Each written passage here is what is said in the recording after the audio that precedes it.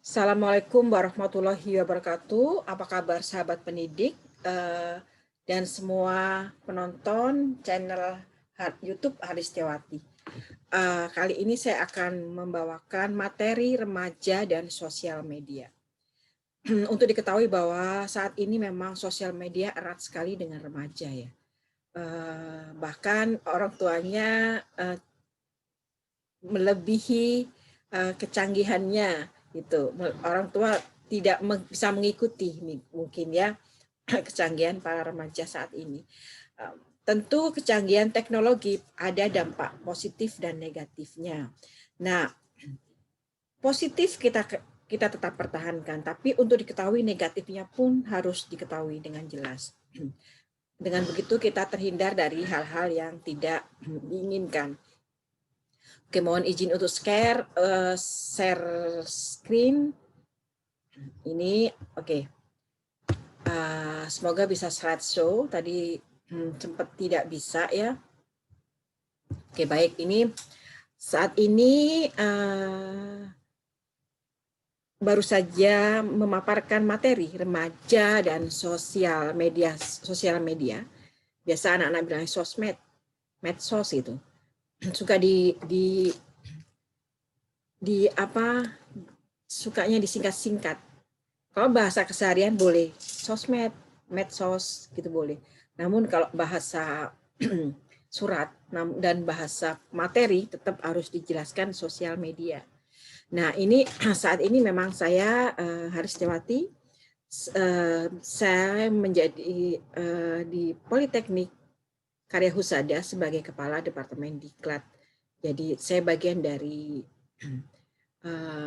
Diklat Politeknik Karya Husada. Saya pun harus andil untuk memaparkan materi sebagai promosi ya, sarana promosi untuk penerimaan mahasiswa baru nantinya. Remaja dan sosial media ini memang remaja dan sosial media, dan artinya setara nih. Remaja erat kaitannya dengan sosial media, tidak pernah lepas dari itu. Oke, baik, saya kenalkan terlebih dahulu, meskipun penonton setia mengenal saya sebelumnya, namun berbeda-beda penonton saya juga setiap tayangan video, jadi saya tak kenal maka tak sayang, saya pun harus memperkenalkan diri. Haristiawati SDMM saya, biasa disapa dengan panggilan Bunda Haris sejak saya menjadi relawan tutor pada pendidikan anak jalanan. Saya lahir di Surabaya tanggal 21 September 1970. Sarjana ekonomi diperoleh dari Universitas Bayangkara Surabaya. Magister manajemen diperoleh dari Sekolah Tinggi Ilmu Ekonomi IPI dan matrikulasi doktor manajemen pemasaran di Universitas Indonesia, dan saat ini melanjutkan program doktor ilmu ekonomi di Universitas 17 Agustus 45 Surabaya. Baik, website saya haristiawati.com. Seperti biasa ya, oke. Bicara tentang remaja, latar belakangnya ini ya. Semua yang ada di sini adalah sumber daya manusia. Sumber daya manusia sebagai aset pembangunan. Nah, di sini ada remaja. Di mana tempatnya remaja? Sebelum remaja ini jadi anak-anak di sini. Ini ada orang tua ya. Sejarah diri kita adalah ada papa, ibu, mama, papa, ayah, bunda, apa saja itu sebutannya, tapi sama kita ada pabriknya. Pabrik SDM-nya adalah orang tua kita. Nah, setiap orang yang lahir itu harus dipandang sebagai aset. Betul. Harus menjadi SDM yang akan berkontribusi dalam pembangunan. Nah, harus menjadi aktor pembangunan, bukan hanya penikmat hasil pembangunan saja. Kita ketahui bahwa saat ini pada generasi milenial ya, saat ini. Tahun 77 ini sampai 95 masuk milenial, berarti saya masuk di generasi X. Di tahun 2020 ini generasi milenial berada pada rentang usia ini hingga 40 tahun 30%. Usia tersebut usia produktif ya, yang akan menjadi tulang punggung. Ini tulang punggung ya, 2020 ini menjadi tulang punggung adalah generasi milenial. Generasi milenial ini ada di tengah-tengah nih posisinya ya. Saya ada di generasi X dan ada lagi di atas saya itu adalah generasi baby boomers, di mana sebelumnya kita menggunakan media itu adalah dengan surat menyurat. Di generasi saya masih pakai apa namanya, pager atau alat apa itu ya, yang pager gitu, radio kayak radio apalah. Nah, kemudian di generasi milenial itu memang sudah ada telepon genggam. Terlebih sekarang generasi Z ya saat ini. Nah, kemudian generasi Alpha ini kita belum terdeteksi di sini. Nah, keunggulan milenial memang rata-rata mencapai 10,04 tahun bandingkan dengan generasi X. Pendidikannya lebih baik, jauh lebih baik milenial daripada generasi X. Milenial itu digital natif nih ya kan. Milenial mengalami demokrasi. Permasalahan milenial adalah ada pengangguran juga di milenial. Nah, untuk itu kita lihat nih. Coba kita bermain-main dengan penonton YouTube. Nomor 1 ini kira-kira apa? Coba ini logo untuk apa? YouTube ya. Coba yang ini logo untuk apa? Pasti remaja familiar sekali, sangat familiar. Facebook ya, tadi langsung dijawab sama anak SMK, Facebook, ini apa? Pinterest gitu. Cepat sekali anak milenial, ini apa? Yahoo gitu. Udah ketahuan kalau Y adalah logonya Yahoo. Kemudian ini logonya apa? Instagram ya, logo IG. Kemudian ini logonya apa? Logo Gmail. Sedangkan 7 logonya apa? Telegram tuh. Cepet banget kalau anak-anak generasi Z, milenial generasi Z. Kemudian ini Line, WhatsApp, WA. Terus kemudian terakhir ini apa? Twitter. Ini semua Bu Haris hanya memakai YouTube iya, Facebook iya, Instagram, Gmail, Telegram, WA iya. Twitter jarang-jarang. Line tidak lagi. Jadi tapi kalau yang generasi anak muda ini pasti semuanya menggunakannya, semua punya akunnya. Remaja dan media digital masa kini, nih media sosialnya nih saat ini, YouTube berapa persen, WA berapa persen, nih Facebook, Instagram, paling banyak TikTok. Nih. Sekarang kita ingat bahwa bicara remaja, kita kembali ke belakang. Kapan sih kalian terakhir meminta bantuan pada orang tua? Saat ini bukan berarti saya sudah mampu nih, secara media sosial sudah apa, tapi ingat bahwa kita sebelumnya adalah perlu kita lihat nih figur-figur ini, kita masih memerlukan orang tua ya sampai seusia ini. Namun remaja tidak lagi. Justru kebalikan sekarang. Orang tualah yang meminta bantuan untuk install aplikasi di handphone mungkin. Nah, medium yang digunakan sudah berbeda saat ini. Semuanya sudah menggunakan yang kecanggihan. Nah, dari semua itu kita cukup ketahui bahwa apa sih kurangnya dampak teknologinya? Kurangnya time togetherness ya, kurangnya kebersamaan, munculnya kecanduan gadget ya, benar ya. Terus kemudian kurangnya aktivitas fisik ya.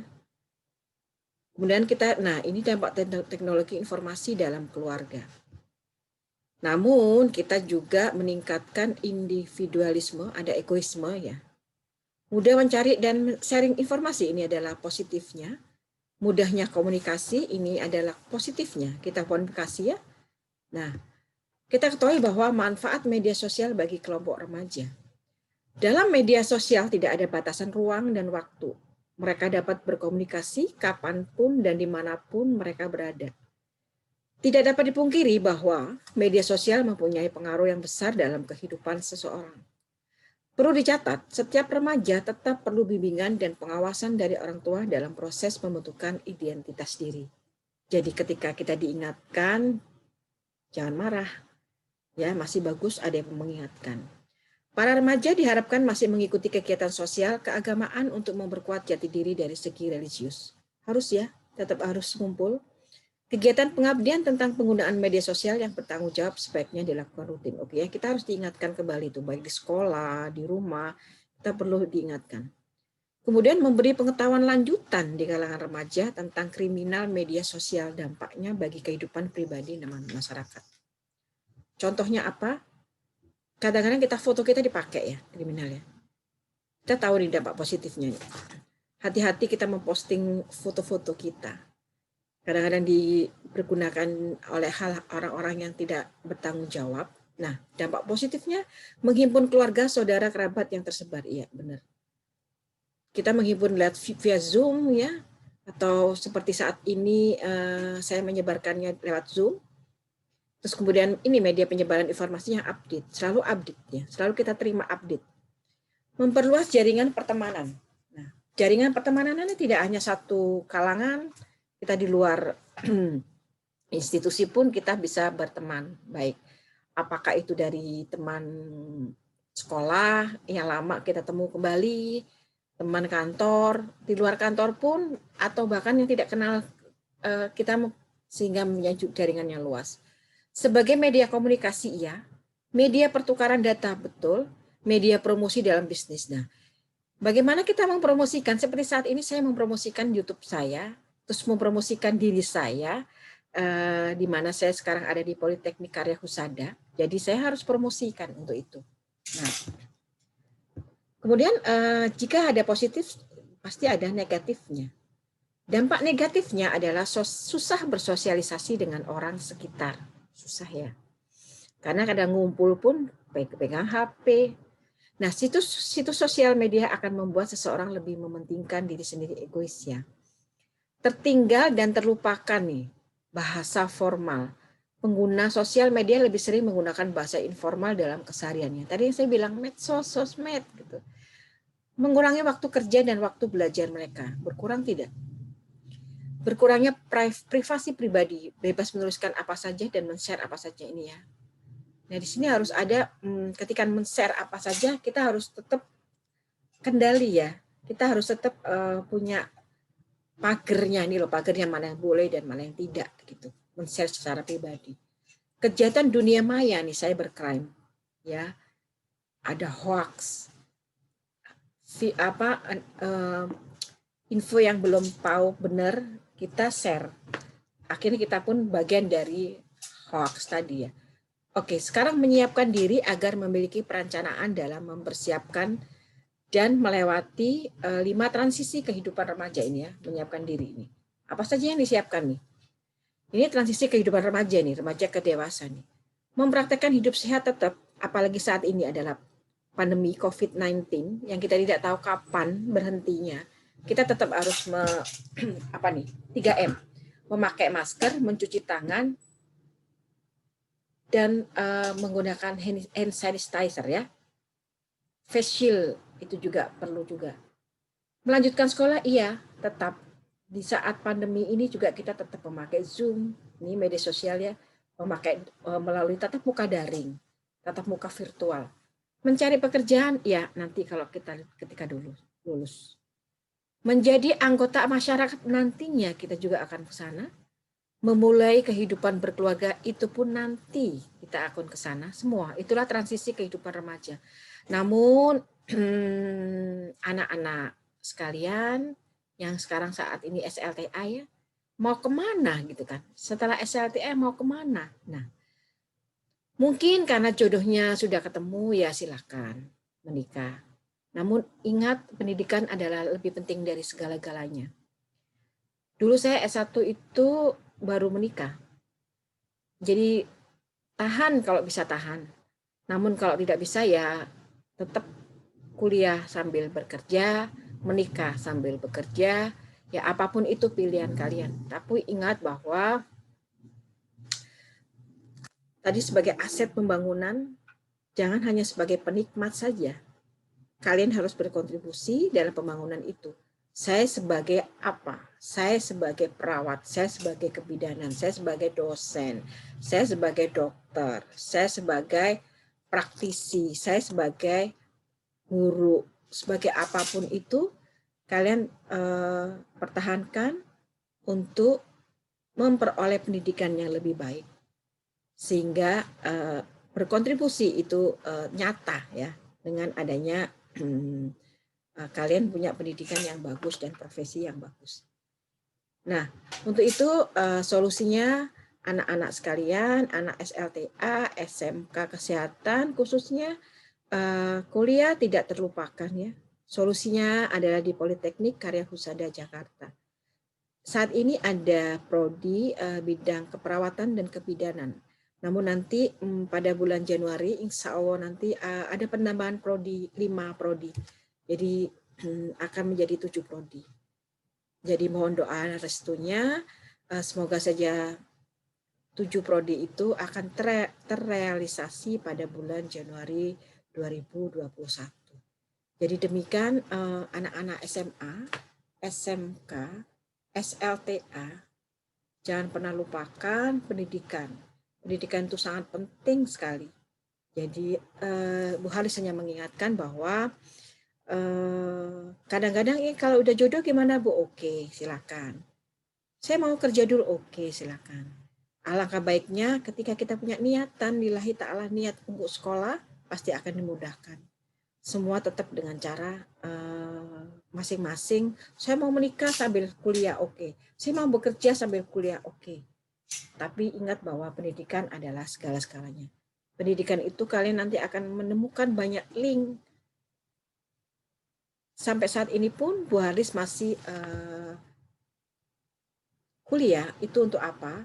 Selain tuntutan sebagai dosen, memang harus jadi seorang dokter, namun semakin tua justru semakin dicari gitu.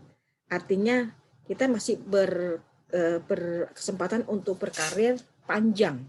Jadi kalau jika punya pendidikan yang bagus. Jadi pertahankan anak-anakku semua, anak SMK, semuanya SMK, SLTA, bahwa pendidikan itu sangat perlu. Jadi jangan putus asa, jangan salahkan kondisi ekonomi atau apapun, tidak. Bu Haris dulu juga bekerja sambil kuliah. Intinya jangan lupakan kuliah. Itu saja. Teman-teman Bu Haris pun ada yang menikah dulu, tapi menikah pun sambil kuliah. Jadi itu ya anak-anak, pendidikan itu adalah warisan nanti. Warisannya yang tak ternilai, karena dengan pendidikan kita bisa menghasilkan uang. Ya, beda dengan menyimpan uang. Hari ini saya menyimpan uang berapa, besok sudah nilainya beda. Tahun depan apalagi. Namun beda dengan pendidikan. Ketika uang kita dibelanjakan untuk pendidikan, uang itu akan kembali jauh melebihi modal berapa yang kita keluarkan. Jadi itu semangat anak-anakku semua. Bu Haris ini usia 50 tahun namun masih kuliah di dokter ilmu ekonomi. Jadi semangat semuanya semangat. Jadi kalau yel-yelnya tadi Bu Haris bilang bahwa SMK bisa gitu. Oke, semua semangat, sampai ketemu untuk materi berikutnya. Mohon maaf lahir batin jika ada salah kata, jika ada yang tidak berkenan. Wabillahi taufiq wal hidayah. Wassalamualaikum warahmatullahi wabarakatuh.